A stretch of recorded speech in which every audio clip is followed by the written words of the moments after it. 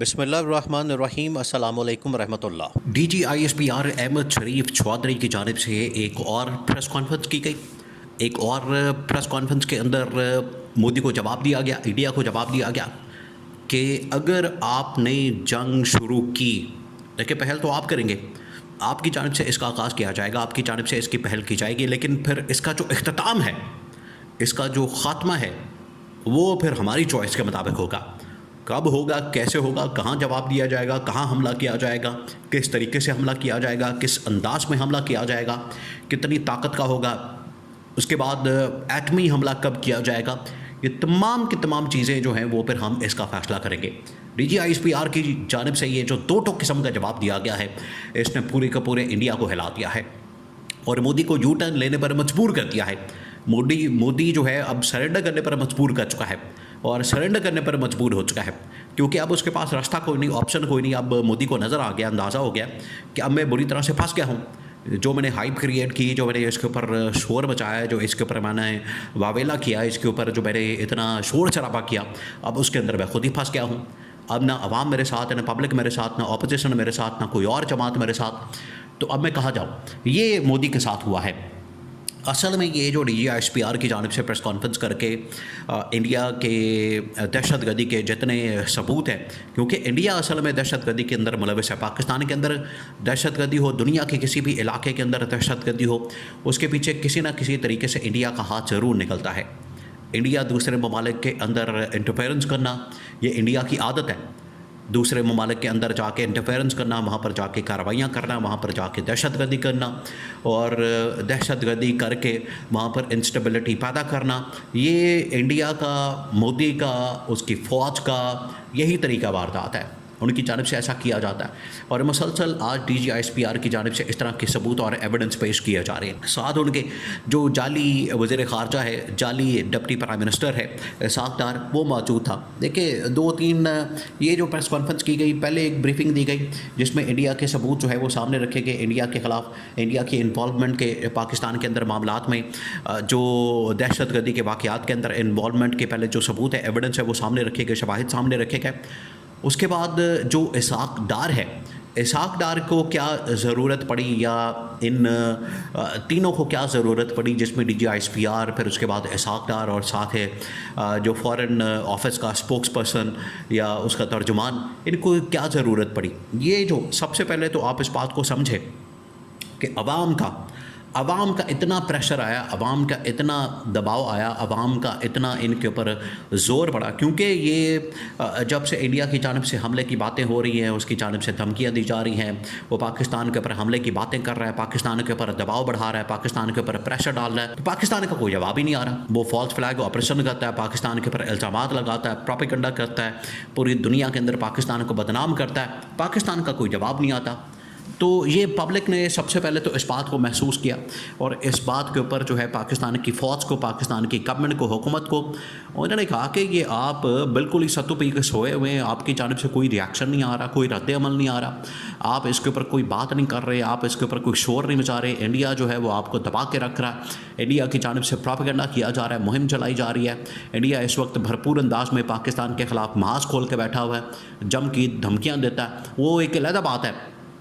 دیکھیں آج پاکستانی ان جنگ کی دھمکیوں کو اتنا سنجیدہ نہیں لیتے، اتنا سیریس نہیں لیتے، ان کو پتہ لگ گیا ہے۔ تو ٹاپ لیول کے اوپر جو ہے بلیم گیم ہو رہی ہے اور عوام کے اندر میم گیم ہو رہی ہے، عوام اس کے اوپر میم بنا رہے ہیں، دبا کے شوگر لگا رہے ہیں مودی کا۔ لیکن یہ جو ہوا ہے معاملہ D G I S P R کی پریس کانفرنس اور اس کے بعد اسحاق ڈار کی، یہ پبلک کا پریشر پڑا ہے کہ آپ بھی تو کوئی جواب دیں، آپ کی جانب سے بھی تو کوئی جواب دیا جائے، آپ بھی تو اس کا بھرپور قسم کا رسپانس کریں کہ انڈیا جو ہے پاکستان کے خلاف پروپیگنڈا کر رہا ہے، تو آپ کی جانب سے کچھ نہیں کیا جا رہا۔ تو یہ پہلا پریشر پڑا ہے جس کے بعد ان لوگوں کی جانب سے پریس کانفرنس کی گئی۔ دوسرا یہ کہ D G I S P R کے سامنے وہ پھر اہم ترین نقاط رکھے گئے، اہم ترین باتیں رکھی گئی، اہم ترین معاملات رکھے گئے اور D G I S P R نے دو تین پوائنٹس کے اوپر روشنی ڈالی ہے، دو تین چیزوں کے اوپر۔ سب سے پہلے تو D G I S P R نے ایک بار پھر سے وہ تمام کے تمام ایویڈنس، وہ تمام کے تمام ثبوت، وہ تمام کے تمام شواہد پاکستان کے سامنے رکھے، لوگوں کے سامنے رکھے، انٹرنیشنل میڈیا کے سامنے رکھے اور ان کو بتایا کہ انڈیا آج بھی پاکستان کے اندر دہشت گردی کر رہا ہے، پاکستان کے اندر देखिए ये जो शवाहिद रखे जा रही हैं ये इस बात का सबूत है, इससे साबित होता है कि पाकिस्तान की जानिब से कभी कोई इंडिया में दहशत गर्दी नहीं की गई, लेकिन जब भी पाकिस्तान में दहशत गर्दी की जाती है, पाकिस्तान के ख़िलाफ़ कोई वारदात की जाती है, पाकिस्तान के ख़िलाफ़ यहाँ पर कोई दहशत गर्दी का वाक़या होता है, तो उसके पीछे इंडिया का हाथ होता है, उसके पीछे इंडिया मुलविस होता है, उसके पीछे इंडिया की फ़ौज मुलविस होती है। उनकी जानिब से ये इस तरह की हरकतें की जाती हैं, उनकी जानिब से ये इस तरह के वाक़यात किए जाते हैं। लेकिन पाकिस्तान का क्योंकि प्रोपेगेंडा इतना कमज़ोर होता है, पाकिस्तान की कम्युनिकेशन और मीडिया का ऊपर जो मुहिम है या कैंपेन है वो इतनी कमज़ोर होती है कि ये आज तक दुनिया को रियलाइज़ नहीं करवा सका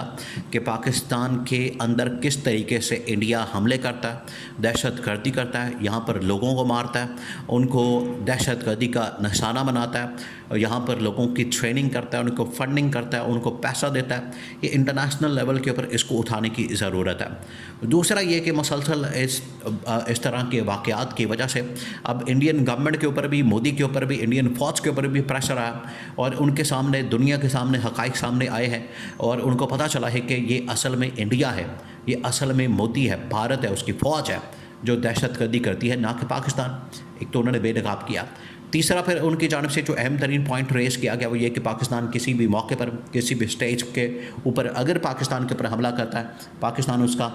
भरपूर जवाब देगा। पाकिस्तान किसी सूरत भी पीछे नहीं हटेगा। और अगर किसी स्टेज के ऊपर एटम बम चलाने की ज़रूरत पड़ी,